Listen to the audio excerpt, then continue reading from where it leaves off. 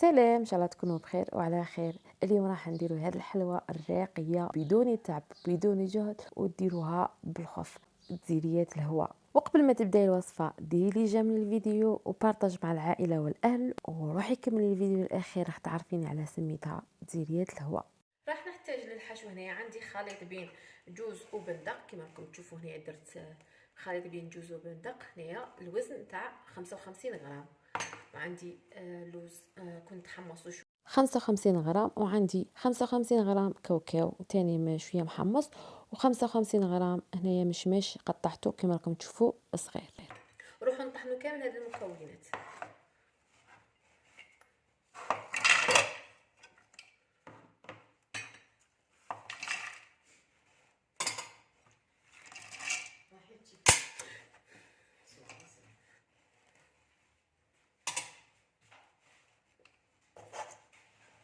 نطحنهم كاملين.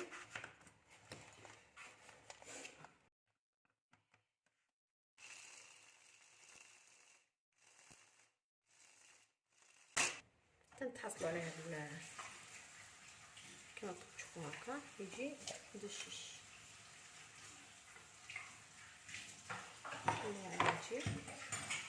هنايا نطلعوا بياض البيض تاعنا. انا عندي 3 حبات بياض بيض، عندي 75 غرام سكر.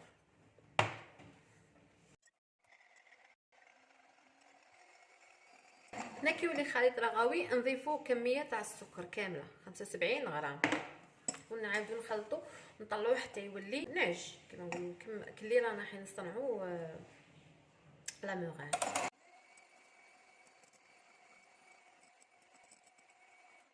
هكا حتى طلع لنا حتى نتحصلوا على هذا منقار العصفور كما نقولوا. هنا منقار العصفور. هنايا راهي ناجحت لكم كما قلت لكم. هذا هو القوام نتحصلوا. نبدا نضيف المكسرات على مارينغ اللي طلعناها كلي راح نخدموا لي ماكا.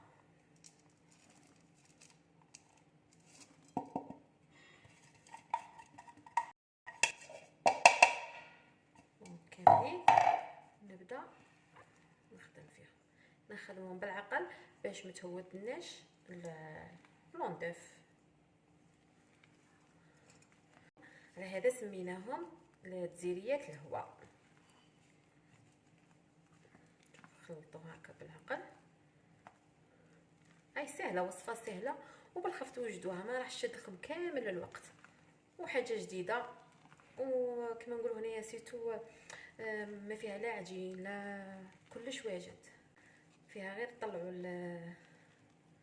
البلوندوف تاعكم وانتم فريتوه هكا. خلطوا مليح الخليط. شوفوا انا مهوتش كامل. اي سهله كما قلت لكم.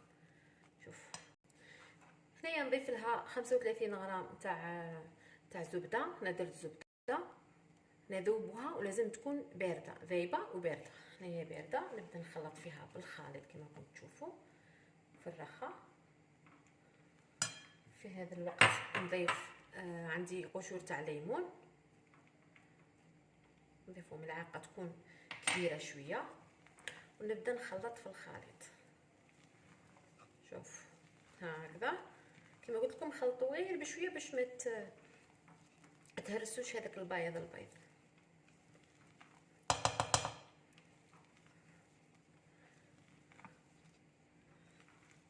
نخلطها مليح. من بعد نروح نديرها في الثلاجه لو طون اللي نكون وجدت قاعده تاع هذا الحشو.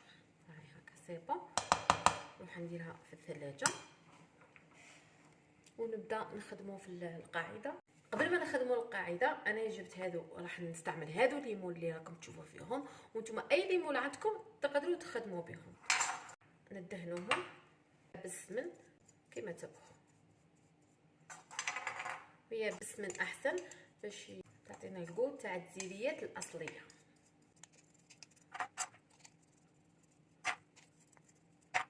بالنسبه للقاعده راح نستعملوا بات فيلو كما راكم تشوفوا. انا نستعمل هذه دائما، نستعمل اميره هي المليحه عندنا وكاينه في المنطقه تاعنا.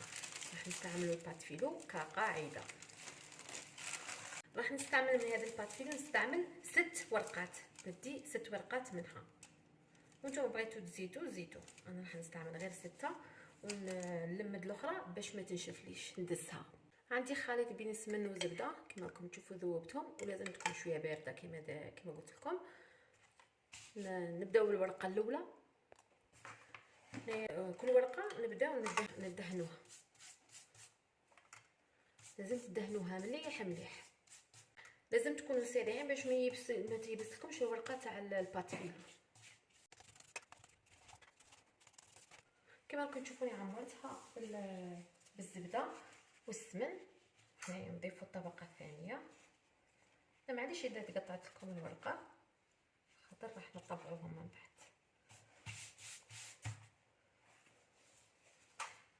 هكذا ندهن الطبقات. ندير بهذه الطريقه تجي اسهل.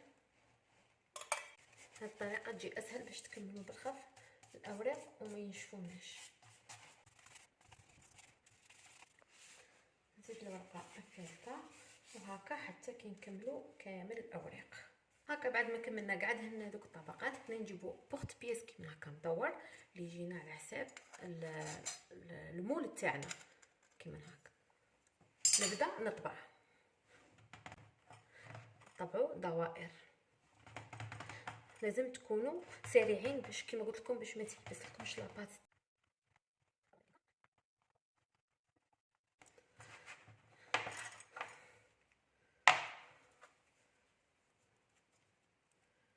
نجيبوا القطعه تاعنا كيما هكا ونحطوها بهذه الطريقه. شوف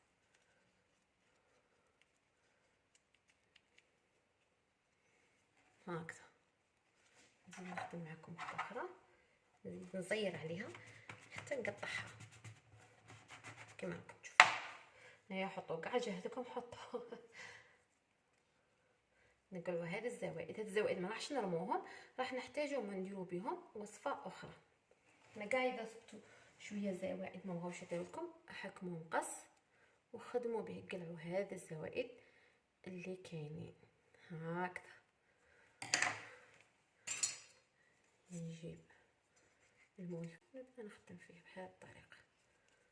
شوفوا وانتم اذا ما بغيتوا تكون لاباط هذه طالعه لكم حتى لهنايا، كبروا البورت بياس، كبروه. هي من الاحسن يجوا هكا اما يجوا ظراف بهذه الطريقه. نزيد نخدم معكم واحده اخرى. نطيروا على لاباط وقلعوا.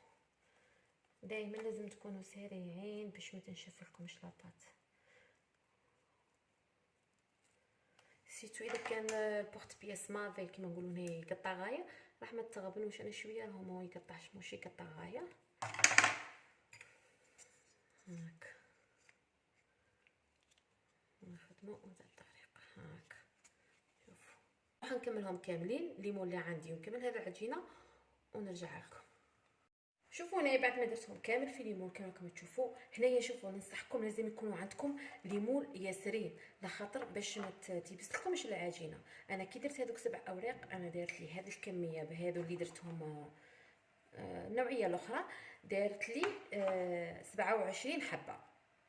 شوفوا حسبوهم راهم 27 حبه دارتهم لي، لخاطر هذوك لي شوت اللي بقاو لي منها في الاطراف عاودت قصصتهم ودرت زوج على بعضهم باش تعطيني حبه. كاين اللي راني كيما نقولوا هنايا كيف نقولوا ها شوف لبقتهم باش ما نضيعوش الباتفيلو. شوف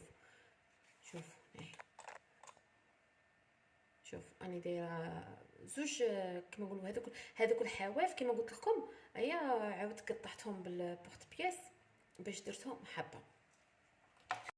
هنايا ديجا راني عمرت الحشو تاعي في لابوش ونبدا نبوشي في ليمول تاع نعمر. شوف عمروه هكا بهذه الطريقه. ما ديروش الغلطه تاعي انا درت لا دول، نتوما ما ديروهاش خاطش ما يبغيش يخرج لكم المقطعين فيها المكسرات شويه نغبن باش تهوض لكم. غير انا غلطت ودرت دوي.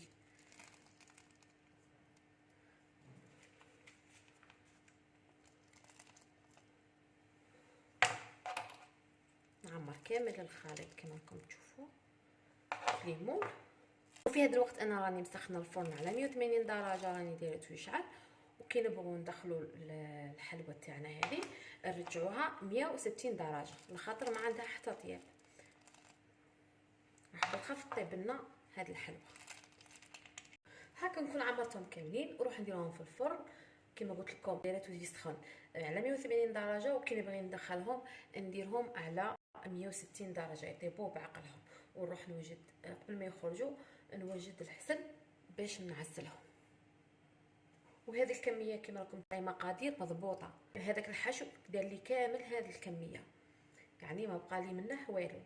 شوفوا انا بعد ما طابت الحلوى تاعنا كما راكم تشوفوا، شوفوا دات هذاك اللون الذهبي كما راكم تشوفوا. هنايا راه شويه تياد كما نقولوا سخونه، نديروها كامل في الريسيبيون كيما هكا باش نديروا ليها الحسل. نديروا الحسل وهي تكون شويه حاميه باش يبقى البات فيلو تاعنا مقرمشه. نحط كامل هاد الحبات نعسل الفوق، خلوها مده باش تتعسل ومن بعد نقلعوها. تجي حلوه بزاف هايله وبزاف مينه وبالخف توجدوها. ما راح تشد لكم كامل الوقت. فرغ عليها الحسل كما راكم تشوفوا.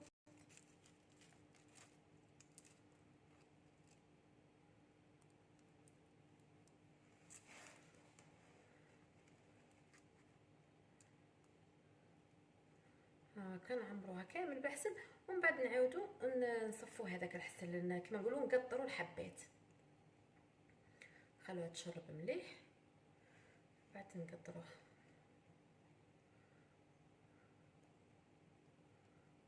كما قلت لكم هنايا لازم تكونوا عندكم هذو الليمون يكونوا عندكم شويه بزاف. واذا بغيتوا ديروا كميه كبيره خدموا بالجزء كما نقولوا. هنايا انا خدمت ب6 ورقات، نتوما كل خطره وخدموا ب6 ورقات وخد اخرين. اذا بغيتوا تخدموا ب5 ورقات عادي خدموا ب5 ورقات هكا باش ما تيبسلكمش الورقات باش ما يبسولكمش. شويه نوعو هي الديريات الاصليه ما راحش نفرطوا فيهم، مي خطرات نبغوا نديروا حاجه سهله وتكون سريعه باش ما تشدلناش الوقت بزاف. هاكا نخليهم يتعسلوا مليح نروحوا نشوفوهم في طبق التقديم. هاكا نكون وصلنا لنهايه الوصفتنا. كما راكم تشوفوا تزيريات الهواء. هذه الوصفه كما قلت لكم هي جايه بزاف خفيفه، على هذاك سميناها تزيريات الهواء. شوفوا هنا كيفاش زينتها من الفوق. هنا زينتها بالمكسرات، زينتها بورق الشوش. نتوما التزيين يبقى من عندكم اختياري. وشوفوا كي يخرج لنا هذوك الاوراق تاع الفيلو يجوا فايتي كما كنتم تشوفوا هكا، وتجي بزاف روعه. والبنه تاعها ما نحكي لكمش عليها، وراي حاجه جديده وريقيه وتعجب وتعمر العين. على بالي راح تعجبكم وتخدموا هذه وصفه راح تخدموها بسرعه، يعني ما راح تشد لكم كامل الوقت. ومقادير قليله بالنسبه ل 55 غرام تاع مكسرات راهي غير 10 ميل ولا 15 ميل، وانتم درتوا حلوى فور. ديروها كامل مناسبتكم. وفي الاخر نقول لكم ان شاء الله نتلاقاو في فيديو اخر في وصفه اخرى. سلام.